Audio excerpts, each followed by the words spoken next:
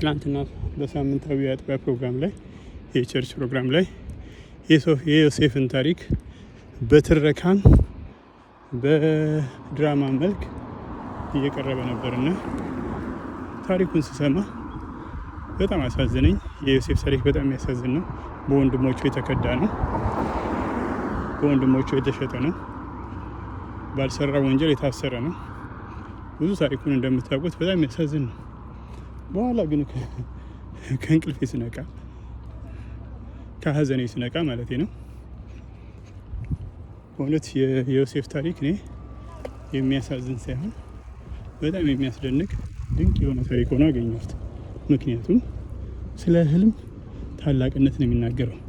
ህልም ስላችሁ እንቅልፋችንን ስንለጥጥ ይመጣልን ህልም ማለት ሳይሆን በመንፈስ ስንሆን በማየት ሳይሆን በመንፈስ ስንመላለስ የምናየውን ለራሳችን እንኳን ለሌላው አይደለም ለራሳችን እንኳን የማይመስል ነገር በውስጣችን የሚበቅል ነገር ማለት ነው ህልም።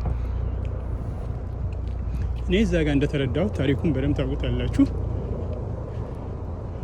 የዮሴፍ ህልም እንዳይሳካ እንቅፋት ሊሆኑ የሚችሉ ማናቸውም ነገር በዮሴፍ ላይ ሆኖበታል። ግን የትኛውም እንደ እንቅፋት ሆኖ የተገለጠው ነገር የዮሴፍ ህልም እንዳይሳካ ሊከለክለው አልቻለም። እኔ አንድ የገባኝ ነገር ምንድን ነው፣ ህልም እንዲሳካ ብቸኛው ክራይቴሪያ ህልመኛ መሆን ነው። በቃ ሌላ ነገር የለውም። ህልም እንዲሳካ ሌላ ክራይቴሪያ የለውም። ማንኛውም ተግዳሮቶች ህልምህን ሊያስቆሙ አይችሉም።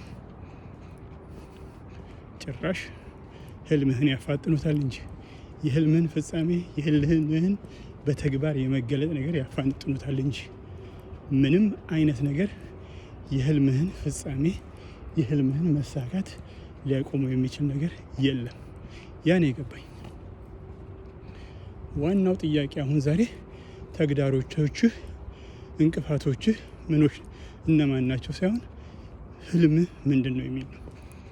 ህልም ያለው ሰው ህልሙ መሳካቱ አይቀርም። ህልምህን ሊያቆም የሚችለው ምንም አይነት ኃይል የለም። ህልምን ሊያቆመው ከቻለ ብቸኛው ህልምህን ልታቆም የምትችለው ህልም እንዳይሳካ እንቅፋት ነው የምትችለው አንተ ብቻ ነው እንጂ ውጫዊ ኃይል ህልምን ሊያስቆም እንደማይችል የተረዳሁት እና ከዮሴፍ ታሪክ የተማርኩት የሚያሳዝን ነገር ሳይሆን የሚያስደንቅ ተአምር ነው።